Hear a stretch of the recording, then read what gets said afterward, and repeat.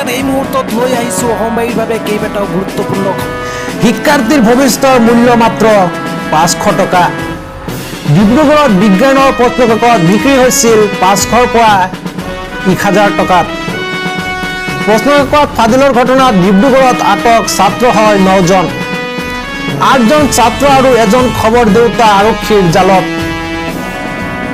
চল্টদ্ৰুক একাডেমীৰ বিজ্ঞান আৰু বাণিজ্যিক শাখাৰ প্ৰথম বাৰ্ষিকৰ ছাত্ৰ জালত। চল্টদ্ৰুকৰ অধ্যক্ষ সঞ্চালকে আদি কৰি কেইবাজনো শিক্ষক কৰ্মচাৰীক সোধা-পোছা। লখিমপুৰত আৰক্ষীৰ অভিযান। প্ৰশ্নকাকত ফাদিল সন্দৰ্ভত লখিমপুৰত আৰক্ষীৰ অভিযান। CIDৰ নিৰ্দেশত আৰক্ষীয়ে আটক কৰে 7 জন ছাত্ৰক। উত্তৰ লখিমপুৰ সদৰ থানাত ৰখা হৈছে ছাত্ৰকেইজনক। লখিমপুৰৰ বিভিন্ন প্ৰান্তৰ পৰা আটক কৰা হৈছে ছাত্ৰকেইজনক। প্ৰশ্নকাকতত ফাদিল সন্দৰ্ভত লখিমপুৰত আৰক্ষীৰ অভিযান। CIDৰ নিৰ্দেশত আৰক্ষীয়ে আটক কৰে 7 জন। প্ৰশ্নকাকত ফাদিল সন্দৰ্ভত 3 জন গ্ৰেপ্তাৰ CID। নিশা আৰক্ষীয়ে সোধা-পোছাৰ বাবে আটক কৰিছিল 3 গৰাকীক। আটকাধীন লোককেইজন জ্যোতিৰেখা বৰগোহাঁই, হেৰেন্দু কুমাৰ দাস আৰু বিন্দেশ্বৰ টেমুং। কিছু সময়ৰ পিছতে 3 গৰাকীকে হাজিৰ কৰা হ'ব আদালতত। প্ৰশ্নকাকত ফাদিল সন্দৰ্ভত 3 জনক গ্ৰেপ্তাৰ CID। পৰীক্ষাৰ প্ৰশ্নকাকত ফাদিলৰ বিষয়ে এতিয়া কঁপাইছে ৰাজ্য। সেৱা শিক্ষা বিভাগ আৰু শিক্ষামন্ত্ৰীৰ বিৰুদ্ধে জাঙুৰ খাই উঠিছে ৰাজ্যবাসী। সদৌ অসম ছাত্ৰ সন্থাৰ উত্তাল প্ৰতিবাদ ৰাজ্যজুৰি। পুত্তলিকা দাস শিক্ষামন্ত্ৰী ৰণোজ পেগুৰ। সেৱাৰ অধ্যক্ষ ৰমেশ চন্দ্ৰ জৈনৰ পুত্তলিকা দাস। পুত্তলিকা দাস পৰীক্ষা নিয়ন্ত্ৰণত নয়নজ্যোতি শৰ্মা। মেট্ৰিকৰ প্ৰশ্নকাকত ফাদিলক লৈ আৰক্ষীৰ তদন্ত আৰম্ভ। সেৱাৰ 3 গৰাকীক বিষয়াক CBIয়ে চলাইছে জেৰা। CBIৰ কাৰ্যালয়ত মাতি নি 3 গৰাকীক বিষয়াকে কৰা হৈছে সোধা-পোছা। সেৱাৰ পৰীক্ষা নিয়ন্ত্ৰকে দাখিল কৰিছে এজাহাৰ। 3/2023 নৱেম্বৰ গোচৰত ৰুজু কৰিছে CIDয়ে। CIDৰ বিশেষ তদন্তকাৰী দলৰ তদন্ত আৰম্ভ। প্ৰশ্নকাকত ফাদিলৰ আঁৰত কোন জড়িত সকলো উলিয়াব আৰক্ষীয়ে। কোন বিষয়ে প্ৰশ্নকাকত ফাদিল কৰিছিল সকলো তদন্তৰ আওতালৈ আহিব। কোনে প্ৰথমে ভাইৰেল কৰিছিল সেয়াও তদন্ত হ'ব। আইন শৃংখলা বিভাগৰ IGP প্ৰশান্ত ভূঞাৰ মন্তব্য। সেৱাৰ 3 গৰাকীকৈ বিষয়াক CIDয়ে চলাইছে জেৰা। শতাধিক আছু কৰ্মীয়ে সেৱাৰ বিৰুদ্ধে সাব্যস্ত কৰে প্ৰতিবাদ। শিক্ষাৰ্থীৰ ভৱিষ্যতক লৈ হেতালি খেলা সেৱাৰ বিৰুদ্ধে ক্ষোভ আছু। প্ৰশ্নকাকত ফাদিলক লৈ গুৱাহাটী ছাত্ৰ সন্থাৰ প্ৰতিবাদী কাৰ্যসূচী। ৰাজ্যৰ বিভিন্ন প্ৰান্তৰ পৰা 22 জন ব্যক্তিক আটক CID। ডিব্ৰুগড়ত 7 জন ছাত্ৰক আটক। আটকাধীন জ্যোতিৰেখা বৰগোহাঁইক CIDৰ মাৰথান জেৰা। পাণবজাৰ মহিলা আৰক্ষী থানাৰ পৰা CIDৰ কাৰ্যালয়লৈ অনা হৈছে জ্যোতিৰেখা বৰগোহাঁইক। প্ৰশ্নকাকত ফাদিল সন্দৰ্ভত CIDৰ তীব্ৰতৰ অভিযান। CIDৰ হাতত যিকোনো মুহূৰ্তত গ্ৰেপ্তাৰ হ'ব পাৰে প্ৰশ্নকাকত ফাদিলেৰে জড়িত 4 জন ব্যক্তি। বিন্দেশ্বৰ টেমুঙৰ গাড়ীতে দিছপুৰ থানাৰ পৰা লৈ গৈছিল 42টাকৈ প্ৰশ্নকাকতৰ টোপাল। বিজ্ঞানৰ প্ৰশ্নকাকতৰ 42টাৰ ভিতৰত 41টা টোপালহে পোৱা গৈছিল। সমগ্ৰ বিষয়ক লৈ CIDয়ে 3 গৰাকীকে জেৰা অব্যাহত ৰাখিছে। মেট্ৰিক পৰীক্ষাৰ প্ৰশ্নকাকতৰ নামত ৰাজ্যত ভয়ংকৰ কলা বজাৰ। 20,000 টকাত বিক্ৰী হৈছিল প্ৰশ্নকাকত। 2টা হোৱাটছআপ নম্বৰ তোলপাৰ লগাইছে ৰাজ্য। প্ৰশ্নকাকত লাগে নেকি বুলি হোৱাটছআপৰ পৰা আহিছিল মেছেজ। 15টা প্ৰশ্ন বিক্ৰী হৈছিল 3,000 টকাত। 17ৰ পৰা 20,000 টকাত পেকেজ হিচাপে বিক্ৰী হৈছিল প্ৰশ্ন। পৰীক্ষাৰ প্ৰশ্নকাকতৰ নামত চলিছে এতিয়া ভয়ংকৰ কলা বজাৰ। 2টা হোৱাটছএপ নম্বৰৰ পৰা ফোন কৰে পৰীক্ষাৰ্থীক। ডিব্ৰুগড়ত প্ৰশ্নকাকত ফাদিলৰ লগত জড়িত 7 জনক আটক। নিশাই ডিব্ৰুগড় সদৰ থানাৰ জেৰা অধ্যক্ষ নীলাঞ্জন বৰদলৈক। অধ্যক্ষৰ লগতে ধৃত 7 জন ছাত্ৰকো সোধা-পোছা আৰক্ষীত।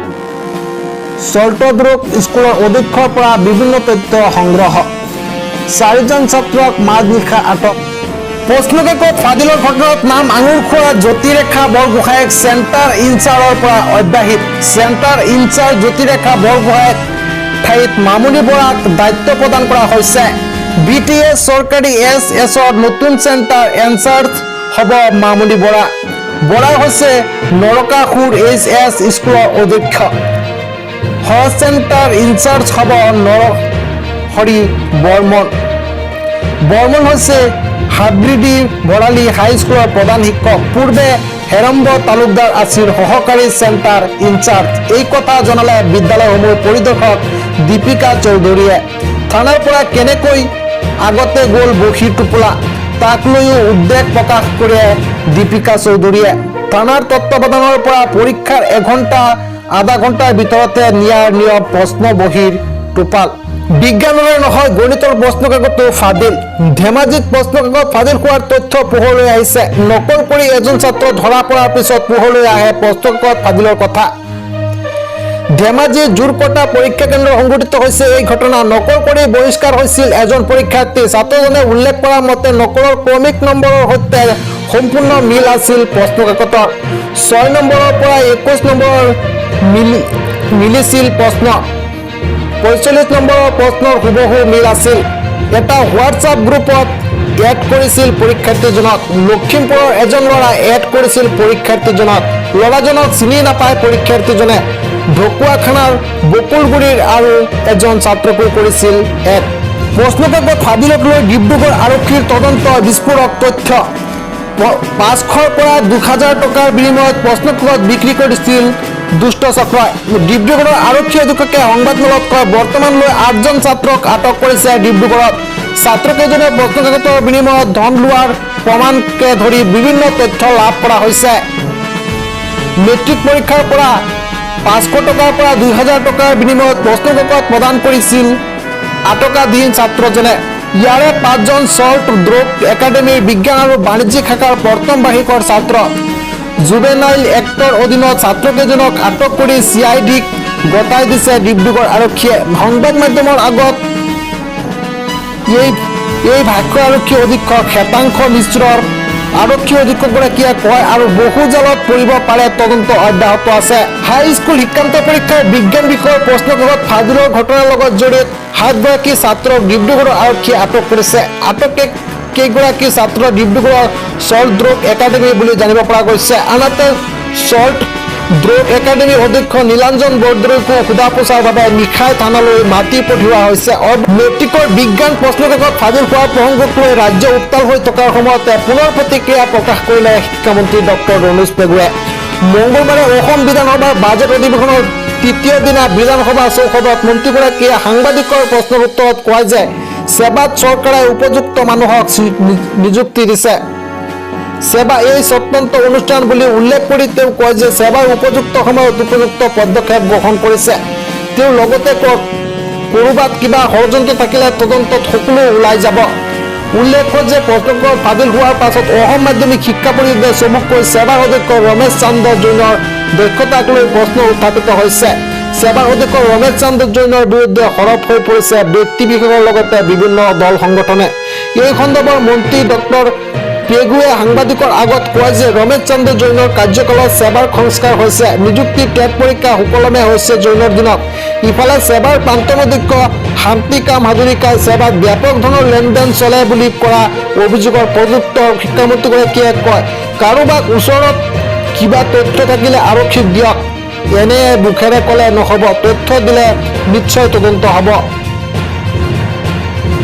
প্ৰশ্নকাকত ফাদিল হোৱাৰ ঘটনাক শিক্ষক ছাত্ৰ জড়িত থকা প্ৰসংগত তেওঁ কয় যে তদন্তৰ সকলো কথা পোহৰলৈ আহিব আৰু সেইমতে ব্যৱস্থা লোৱা হ'ব উল্লেখ্য যে সোমবাৰে মেট্ৰিকৰ বিজ্ঞানৰ পৰীক্ষা অনুষ্ঠিত হোৱাৰ কথা আছিল কিন্তু পৰীক্ষাৰ আগদিনাই দেওবাৰে প্ৰশ্নকাকত ফাদিল হোৱাৰ সেৱাই পৰীক্ষাৰ 9 ঘণ্টা পূৰ্বে নিশা 12 বজাত পৰীক্ষা বাতিল কৰে যাক লৈ ৰাজ্যজুৰি ব্যাপক প্ৰতিক্ৰিয়াৰ সৃষ্টি হৈছে আৰু কি বিভিন্ন দল সংগঠনে প্ৰতিবাদ সাব্যস্ত কৰিছে। ঘটনা সন্দৰ্ভত ইতিমধ্যে CID-য়ে তদন্ত আৰম্ভ কৰিছে।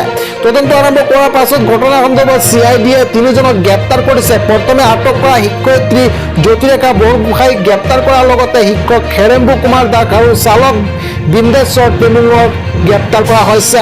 পাণবজাৰ থানাত ৰখা হৈছে শিক্ষয়িত্ৰী জ্যোতিৰেখা বৰগোহাঁইক। আনহাতে CID থানাত ৰখা হৈছে আন দুগৰাকী অভিযুক্তক।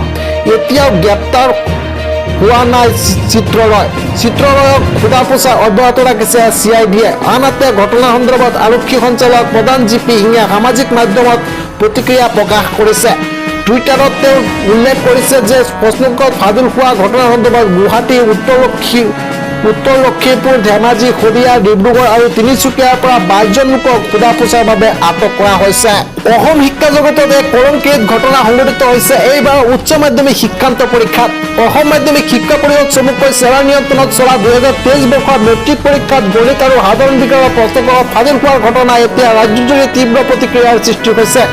লগতে চেৱাৰ অধ্যক্ষ তথা শিক্ষামন্ত্ৰী মতে সকলোৱে আঙুলি উঠাইছে। আনহাতে মেট্ৰিকৰ দৰে এক গুৰুত্বপূৰ্ণ পৰীক্ষা সুকলমে আৰু ত্ৰুটিবিহীনভাৱে পৰিচালনা কৰিব নোৱাৰাক লৈ সৰ্বতে প্ৰতিবাদৰ জোৱাৰ উঠিছে। বৰ্তমান বিভিন্ন দল সংগঠনে অসম চৰকাৰ, শিক্ষা বিভাগ, শিক্ষামন্ত্ৰী তথা চেৱাৰ বিৰুদ্ধে সমগ্ৰ ৰাজ্যজুৰি তীব্ৰ প্ৰতিবাদমুখৰ হৈ পৰিছে। তাৰ মাজত ৰাজ্যৰ আৰক্ষী সঞ্চালক প্ৰধান GP সিঙে এই টুইটযোগে জনাইছে যে মেট্ৰিকৰ সাধাৰণ বিজ্ঞানৰ প্ৰশ্নকাকত ফাদিলৰ ঘটনা 22জন লোকক আটক কৰা হৈছে। গুৱাহাটী, উত্তৰ লখিমপুৰ, ধেমাজি, শদিয়া, ডিব্ৰুগড় আৰু তিনিচুকীয়াৰ পৰা এই 22 অভিযুক্তক আটক কৰা হৈছে। উল্লেখ্য যে চেৱাৰ প্ৰশ্নকাকত ফাদিল ঘটনাত সোমবাৰে গুৱাহাটীৰ পৰা আটক কৰা হয় 3জনক অভিযুক্তক।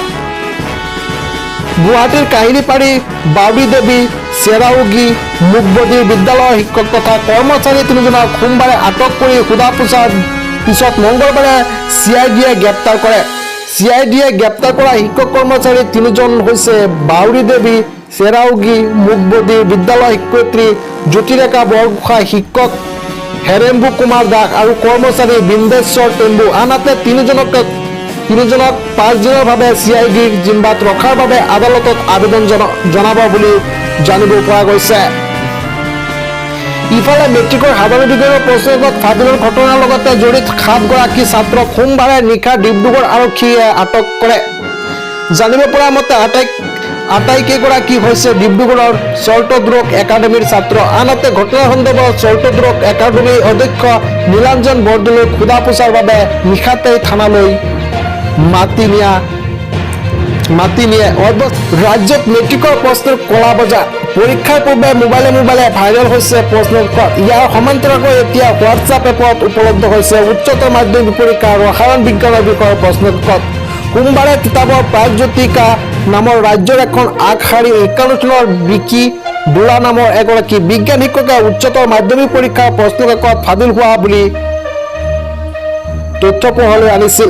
বিজ্ঞান শিক্ষক বিকি ডোলাই প্ৰশ্নকাকত প্ৰদান কৰা দুটা হোৱাটছআপ এপৰ নম্বৰ ৰাজহুৱা কৰাৰ পিছতে ৰাজ্যজুৰি তোলপাৰ লাগিছিল। বিজ্ঞান শিক্ষক বিকি ডোলাই উল্লেখ কৰা অনুসৰি উক্ত হোৱাটছআপ এপ নম্বৰ দুটাৰ পৰা শিক্ষাৰ্থীলৈ মেছেজ আহিছিল পেপাৰ লাগিব নেকি বুলি। লগতে মেছেজত উল্লেখ কৰা হৈছিল প্ৰশ্নৰ নম্বৰ অনুযায়ী নিৰ্ধাৰিত মূল্য 15 মাৰ্কৰ পেপাৰৰ বাবে 30,000 টকা, সম্পূৰ্ণ পেপাৰৰ বাবে 15,000 পৰা 20,000 টকা। এই মেছেজ লাভ কৰাৰ পিছতে বহু সংখ্যক শিক্ষাৰ্থীয়ে প্ৰশ্নকাকত ক্ৰয় কৰাৰ অডিঅ' ৰেকৰ্ডিং, ধনৰ লেনদেন হোৱা গুগল পেৰ স্ক্ৰীনশ্বটৰ লগতে বিভিন্ন কথোপকথনৰ মেছেঞ্জাৰ স্ক্ৰীনশ্বট শিক্ষকগৰাকীয়ে সামাজিক মাধ্যমত ৰাজহুৱা কৰিছিল। সোমবাৰে সংবাদ মাধ্যমৰ আগত কিদৰে প্ৰশ্নকাকত ফাদিল হৈছিল সেয়া সংবাদ মাধ্যমৰ আগত উল্লেখ কৰিছিল বিজ্ঞান শিক্ষকগৰাকীয়ে। শিক্ষকগৰাকীয়ে চাঞ্চল্যৰ ভাষ্যই ৰাজ্যত প্ৰশ্নকাকত ফাদিল কৰাৰ নামত চলি থকা এখন ভয়ংকৰ বজাৰ চলি থকাৰ উমান দিছিল।